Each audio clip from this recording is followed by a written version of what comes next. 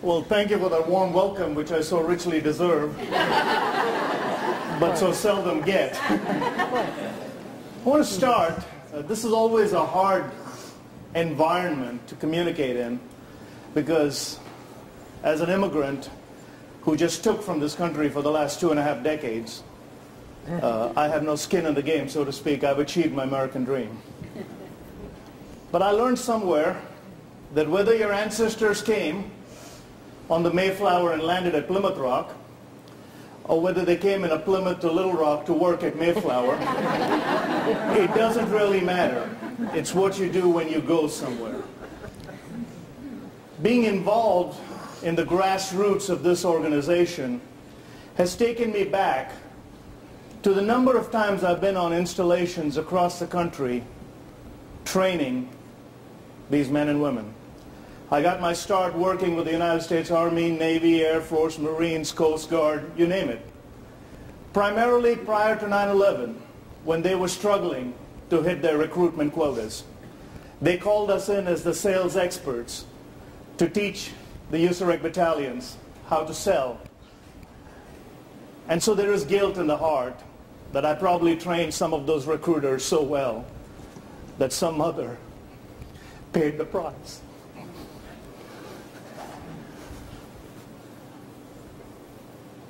I promised myself I wouldn't do this, but it's a rough thing to do. A little bit out of our lives. To spend a couple of days as we reunite these people who raised their children on Skype. Romanced in the distance. But as we navigate through these waters, we owe it to America, because all of these boys and girls volunteered. And when they did so that you and I could have the liberty of making a choice. Today is the anniversary of one of the most gruesome attacks on this nation's soil. I want to give you a story that will put things in perspective as to why an immigrant from another country who landed here and is living the dream. 2 days ago, I was in Raleigh, North Carolina. I followed Rudy Giuliani on the stage and preceded Colin Powell. There were 15,000 hooting and hollering. Limo pick me up, Marriott Hotel. As we'd say down home, that's some tall cotton. But what happened on 9/11 that changed our decision to be a fully functional family, grateful forever to this great nation? See, 4 days after 9/11, I found myself on a plane flying to Tampa, Florida. And as I got up to use the restroom, a lady screamed. For her, the fear was real, the horror was recent, and the unsettling discomfort of looking at someone who fit the description make the same move was all too unnerving. In about a couple of weeks, I'll pass 3 million miles on American Airlines. I've spoken in 55 countries, every state in this union, barring 3. I've been around the block a few times, but that day I felt this small. But it was real. Her fear was real. Out of the 19 who did the dastardly deed, 17 had spent time in my nation. 12 of them could have looked like me. So how do you address the reality of it?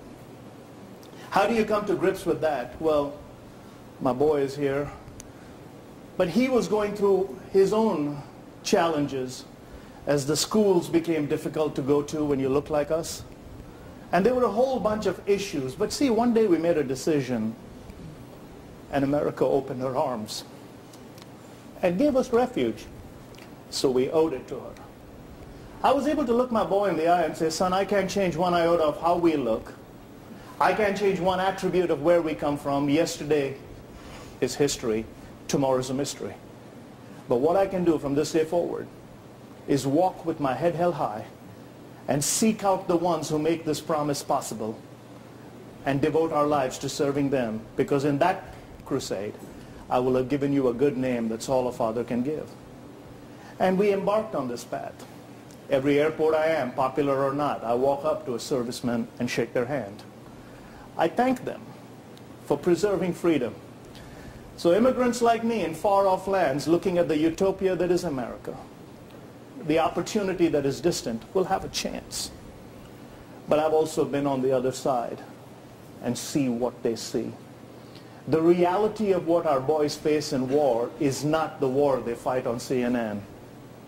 The reality of what they face is an inbuilt hatred for a way of life, an inbuilt animosity to the very way these boys and girls were raised. Every attribute, it's not the guns they take, it's not the ammunition or the greatest firepower in the world. It is the very life they lead and how that life affects them. Can you imagine for the first time in your life you are honorable, you're duty-bound, you're courageous, and you're walking down a street and it's supposedly a time of peace, but the people are looking through you because they hate what you represent. See, you can forgive yourself for a colleague dying next to you. You may even convince yourself that it's okay, but the scar of being rejected just for the way you look and what you represent binds. That's where Camp Better America comes in. See, you never heal at the point of pain. You heal at the point of the action of that pain. Somewhere before they take a drastic action and where they feel the pain, someone needs to stand in the gap as a catalyst. It is emotional. But when I was there the first time to watch the expression on the eyes, in the very mannerisms in which they looked at each other, probably for the first time, the way they played with their kids, I made a commitment. I want to be a part of this, no matter what it takes. Tomorrow we'll head back to Dallas. Monday I'll fly to Milwaukee. I'll speak to 20,000 people there at the Bradley Center. Life goes on. But I cherish the moment when either Kathleen or Kimberly call me and say, can you come do this? Can you carve out a little bit of your time? I'll give you one quick story. I was on a flight to Seattle next to a soldier.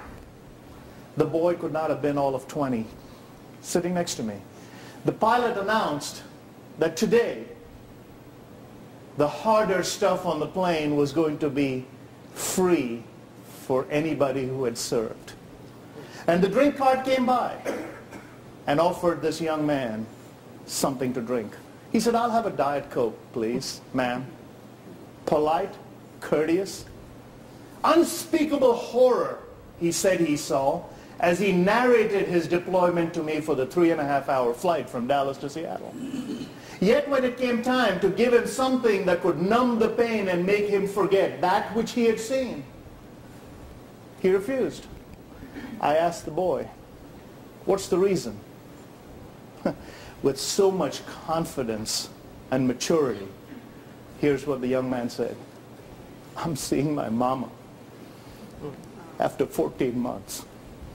I can't have liquor on my breath. So mama raised that boy right. We owe it to that mama. We owe it to that papa. We owe it to a nation.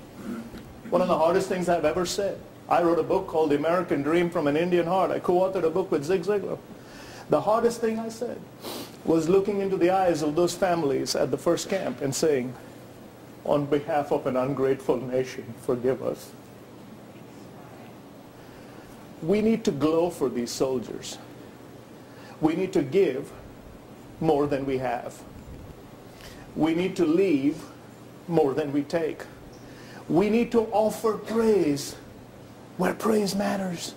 And we need to ask ourselves whose applause matters. See, when we can look at them in the eye confidently, it's when we say, as Kimberly put it, we're here for you. Today on my Facebook posting I wrote, thank a soldier, because he gives you the choice to decide whether you want to remember or forget. What was that country western singer? He says, my country is asking me not to dwell, but I remember when the towers fell and saw my neighbors going through living hell. It's real. I don't care how many years pass.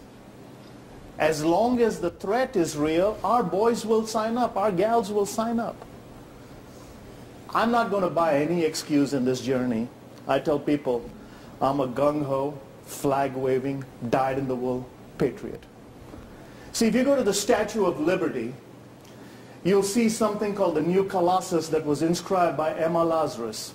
It was put on in 1903 by a proclamation of the United States Senate after she had died. But she was comparing this nation to the rest of the world. The New Colossus was the Bartholdi statue that had been gifted by France that would forever stand in the harbor.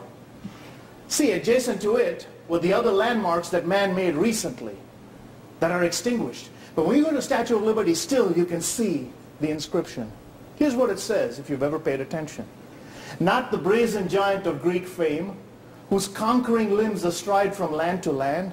Here in our sea-washed sunset gate shall stand a mighty lady with a torch whose flame is the imprisoned lightning.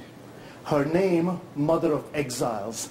From her beacon hand glows worldwide welcome. Her mild eyes command the air-bridged harbor that twin cities frame. Keep ancient lands your storied pomp, cries she with silent lips.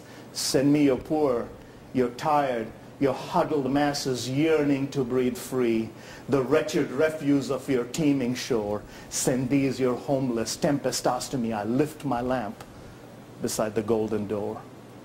See, I'll go through 9 million episodes on a plane. I'll sit in a corner.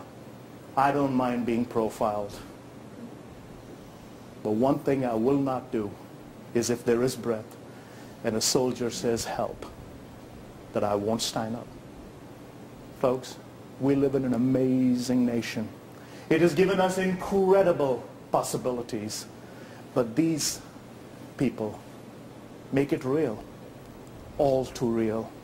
So tonight, as you look at this journey and ask yourself, why are you here? Emerson said, if you're going to pull me up, you better be on higher ground. Otherwise, the day will come when by the sheer weight of our numbers, we will drag you down. Mediocrity and misery do love company. If we want her to rise again like a phoenix from the ashes and shine in the heavens above, and we are going to walk beside her, we need to do something and give something back. I like what the camp stands for, a better America. We will be a better America if we take care of those who give us the America in the first place. Thank you all, and God bless you.